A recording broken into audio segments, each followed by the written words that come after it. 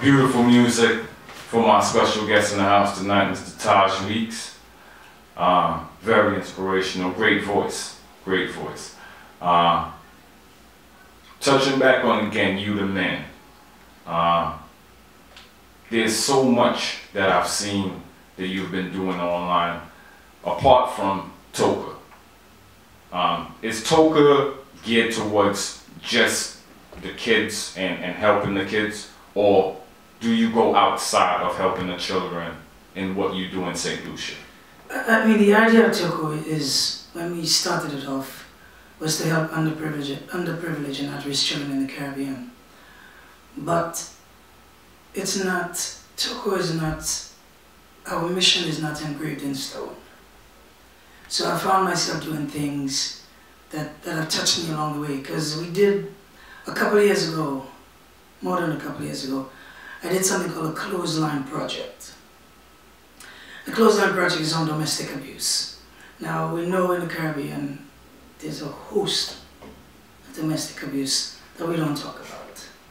So what we did was we had women write on t-shirts the form of abuse they're going through, and we hung it in a public place. And we had counselors on the outskirts who would help the women when they come. It was kind of set down in that way because we wanted people to know that they were not alone. So, and I love the heading one of the newspapers gave, it was airing your dirty laundry. So Friday night there was nothing there, and Saturday morning you woke up, there were about 500 t-shirts with, you know, writings on it, and people were walking through and people were breaking down because they were realizing that they were not alone, you know, and the counselors were right there to help them out. It was something that actually started in Massachusetts long time ago. I went to play a college in Massachusetts years ago, and there were t-shirts on the back wall, and I asked about it. And how it came about was the war was going on, and people were coming back injured. And I think one woman in the community said, you know, we're paying attention to injured soldiers, but there are more women being battered and bruised by people living in that particular community way more than the soldiers who were coming home. So that's kind of what it started. So we've taken it on and taken it to the Caribbean. And it's been fairly successful. You know, I think we've done it for about 3 consecutive years now, and the intention is to take it to other Caribbean islands. Pointing no fingers at all. Trinidad has the highest rate of domestic abuse in the Caribbean. You know, so that's someplace we want to take it. And we want to take it to Jamaica. We want to take it to Dominica. We actually started trying to take it to St. Vincent when the last storm hit. What was it, the name? Sandy. When Sandy hit, and we were all prepared to get it done. And it didn't happen. Excuse me. But these are some of the things that I find myself doing that was not in the script of Toka. You know, we're fighting in diabetes. St. Lucia has the highest rate of diabetes per capita in the world. So we found ourselves fighting diabetes. I brought down 2,700 diabetes testers, and we gave it away to people who had diabetes so they can check their blood sugar. Because at some point we were up to, I think, 3 amputations a week. You know, in a population of 170,000 people. If you keep cutting 3 legs every week, soon there won't be anybody walking around. One question I want to ask you with what you're saying. How do you find out these statistics? Do you have like people doing research within your charity organization to find the statistics that you're speaking of? These are governmental statistics. Okay. You know, we went to St. Lucia some years ago, and I brought down, I think it was 500, and that's how I found out about this. I brought down about 500 balls and 600 uniforms to give away to the kids. And when we were giving it away, somebody said to me, well, that's good because now we can stem the tide on diabetes. And I said, diabetes? What do you mean about diabetes? You don't have diabetes. And I was led, you know, and shown the statistics, and I was taken to the hospital and realized that, excuse me, we had tons of people on dialysis. with a waiting list of hundreds. And for the people who don't know, when you get on dialysis, that's it. You cannot come back. You get on dialysis, and if you don't keep doing dialysis forever, that's it, you're gonna die. You know, so, you know, we got into it because of the balls, and people told us, and, you know, we've been fighting diabetes ever since. I made a public service announcement, and actually I'm just finishing off a diabetes documentary that I made on St. Lucia. We started 4 years ago. We let 4 years pass to see if the tide on diabetes would change. And it's basically exactly where we left it. Okay. You know, so these are some of the things that you find yourself tumbling into, not because it's in the mission statement of my organization, but because we find ourselves there and we feel that we cannot turn our backs on it. You know, we have to do something. Okay, so far, TOCA has helped abused children, abused women,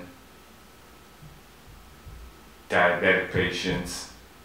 What more are you doing? I know there's more you're doing, and I'm waiting for you to actually say to the listeners, but there's a lot more you're doing. It's surprising the projects that you're taking on. Well, we just came back 2 weeks ago, and I have to tell you the story. Last year, we took our annual vacation to St. Lucia, and I have a 12-year-old son, Jonah. We went to one of the villages, and we were sitting, eating some food. And he came over to me, he said, "Dad, can I have some money?" So I gave him 20, and he came back 10 minutes later. So $80 in, and I want to know what is this that this child is doing with this money. So I step out on the street, and he's standing in the middle of the street. He bought all the chicken that the ladies were selling and was feeding the stray dogs. So there were literally about 25 stray dogs around my son. You know, and he tried to come back to the restaurant where we were, and the proprietor said, "Well, your son cannot come here because these dogs have fleas and ticks." So we ended up, finished up what we were doing, and we left. When we were leaving, he said to me, "Dad, what are you going to do about this?" So dismissingly, I said to him, "Yeah, Jonah, well, Dad will deal with it." But he kept asking.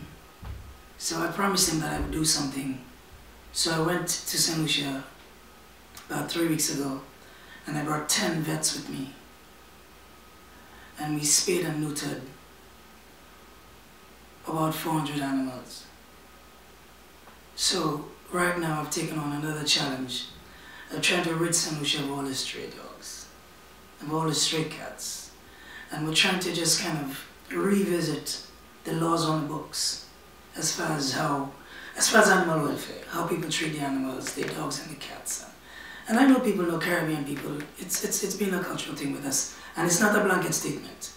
I know there are incredible people in the Caribbean who take really good care of the animals, you know, but we kind of have to tweak that a little bit and have our animals leashed and collared and taken care of. I mean, we had a sad situation where a brother came to one of the clinics and had a dog that was so infested with fleas. The fleas were the size of lemon seeds, and they had sucked all the blood from the dog. Even if we put it on an IV, it died. Now the joke in all of this is, which is a joke and not really a joke, I was at the local radio station the last day of the clinic, and somebody asked, the announcer asked if there were any fatalities or any tragedies. And I mentioned, well, one dog died because it was infested with fleas. And as soon as I said that, the phone rang, and a guy called and said, "You mean to tell me I didn't poison the dog?" And the man telling the neighbors I poisoned the dog. You know, so, you know, 5 minutes he was at the radio station wanting me to sign this long thing that he had written saying that he didn't poison the dog because the guy apparently had reported it to the police. Oh. But yeah, that was a little side thing. But yeah, we've taken on animal welfare too. Okay, beautiful, beautiful. Once again, this coming February, love, reggae.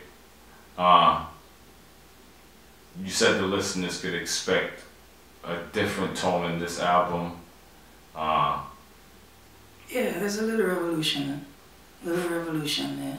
For your fans, for the fans of Adderall that have come to expect your sound, go a little bit deep and explain the difference with this upcoming project. Oh, we didn't let them down lyrically. I think this is our strongest album lyrically. I mean, the album starts off with a tune called Let Your Voice. And I'm asking people to let their voice be as loud as their silence. We've been silent on too many things that have mattered, and we haven't taken the step of vocalizing it, you know, and not necessarily vocalizing only, but writing something somewhere, letting somebody know that we're not going to sit idly by and let this happen, you know. It says, my oh my, they thought us shy, thought we would roll over and die. My oh my, they thought us mute, but that our actions did refute, and we're going to let our voice be as loud as our silence. Okay, speaking of your voice, can we let the listeners hear your voice? Maybe something off of the upcoming project? Yeah, I'm still here. Yeah, I'm sure we can do that. Okay, DJ Rich, we're going to do this one a cappella tonight, so I don't need no rhythm. We're going to let Mr. Weeks speak to the people. Lover and reggae, lover and reggae, lover and reggae, put a rhythm to poor man's cry, with a backdrop of Selassie, I follow Sophia, and I live forever, never die. Lover in reggae. Beautiful, beautiful. Okay, for the listeners who've just heard your voice, heard your mission statement, is there any way the fans could reach out to you online, social media, if they want to speak to you, maybe they want a word of advice? Yeah, man, we're on Facebook, couple sites. The charity has its own site, the Often Cry Outreach. There's also another site for the UNICEF Champion for Children. And there's the band site, Taj Weeks and Adore, and there's my personal site, Taj Weeks. There's also a site for Love, Urban Reggae, where you can go post anything that has to do with love, herb, or reggae. Now, I say this, when I say love, I mean love, not your judgmental love, or your pointing finger love, of who people should love or how they should love. Just love. Okay. Okay. Once again, for the listeners, that was a lot of information you just gave us, a lot of different sites that you can be found on. Can you go over those sites one more time for the listeners? Okay, on Facebook we have Taj Weeks site, which is my personal site. Then there's the Taj Weeks and Adore, which is the band site. Then there's the UNICEF Champion for Children site. And there's a They Often Cry Outreach, which is the Toko site. Okay? There you can see all of what we've done, our recent trip to St. Lucia with the animals, what we did with with Dominica, what we're going to do with Dominica, our annual holiday party that comes up. Then you can get our personal website, which is tajweeks.com, or you can get Toko's website, which is theyoftencryoutreach.org. So if you want to support, ask questions, share, feel free to reach us there. Any upcoming events that the fans could actually attend and take you in live? I think we have a record release party coming up in February at Joe's Pub. Okay. A couple lectures in foreign countries someplace that I have to check with the booking agent to remind me where it is. But yeah, man, just reach out on Facebook. Okay. We try to be as uplifting as we possibly can. And as you travel, do you document, apart from the documentary that you say you're working on, do you document your lectures, your shows, your journeys as you go around the world? Is there a YouTube page that the viewers could find you on? Yeah, there's definitely a YouTube page. If you go to the tajweeks.com site, you can find the YouTube link and the videos, and you can see what it is that we do. You could also, there's also a link on there for the charity, so you can see, you know, the annual parties. You know, we try to give the kids every year bicycles and scooters so they can run around and, you know, to kind of keep diabetes at bay. And can we also go to those sites to donate to TOCO? Yeah, if you wish to, yeah, you can definitely go to the charity site and donate and support what it is that we're doing. I mean, and if there's something that you know that's happening and you need me to take a look at it, you know, something that I can jump on and support you in any way. Now, there's a disclaimer with all of this. There are tons of messages for people asking for personal help. But what we do is we help communities. We don't help people to make their car payments and, you know, to fix their house. We're doing community-based projects. So right now we're working on building a new soccer field in St. Lucia. That's a community-based project. Everybody gets something out of that. Yes. We're not helping you to do your personal projects. So, I mean, I'm bombarded with it every day. I would appreciate if it would slow down a bit, you know, because it's a bit overwhelming. But just remember that we do community-based projects, not individual help. Okay. Once again, special guest in the house, Mr. Taj Weeks. TGM Radio, King Lion Caribbean Showcase, every Monday, 4 to 7, 9 to 12 in the UK. Is there anybody you want to give a shout out to before we tune out tonight? Just the children of the world, man. The children of the world, the people of the world, you know. The message is always simple. Love your neighbor as yourself. And as always, let your vibes be high and your message mighty. Okay, this coming February, the album entitled Love, Herb, Reggae by Mr. Taj Weeks and the Ottawa Band. Look out for it, support it. It was a pleasure interviewing you tonight. Thanks for having us. TGM Radio.